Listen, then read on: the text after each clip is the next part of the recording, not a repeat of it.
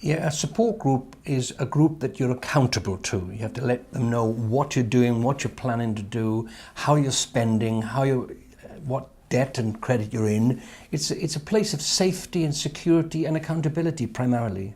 A support group is a group of friends who really value what you're doing. They, in our case, have always been blessed through our ministry and wanted to stand with us.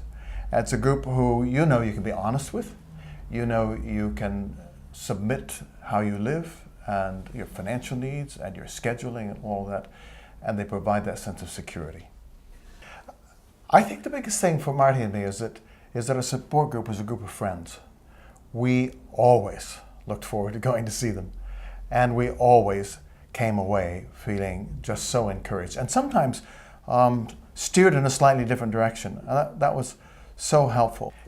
For me, the support group had some older people who were almost my parents' age to start with, and we really needed their wisdom. Of course, we were cross-cultural, so there were a lot of things that we didn't know, and members of the support group could coach us about how to engage with different aspects of society, and that was really helpful.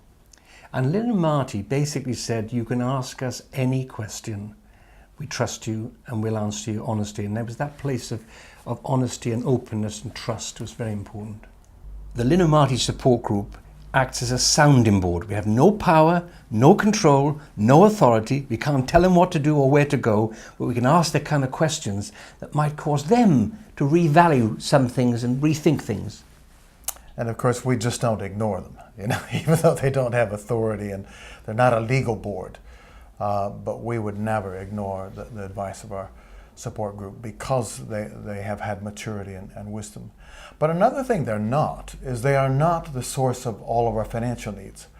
I think we've done a pretty good job. Lyndon has been very wise in this of letting us know we can lean into them, but this is not the group that covers all your financial needs. It's a group that stands with you financially. And as it works out, most of them have been financial supporters. But that is not a given, and they certainly don't provide everything that we need. We have others who support us, and we trust God for the unusual things. And within the support group, there have always been those ones who have a particular calling to prayer and intercession. So we know that when there are particular needs and unusual things happening in our lives, we have a group of people to whom we can turn for prayer support, and that's really important.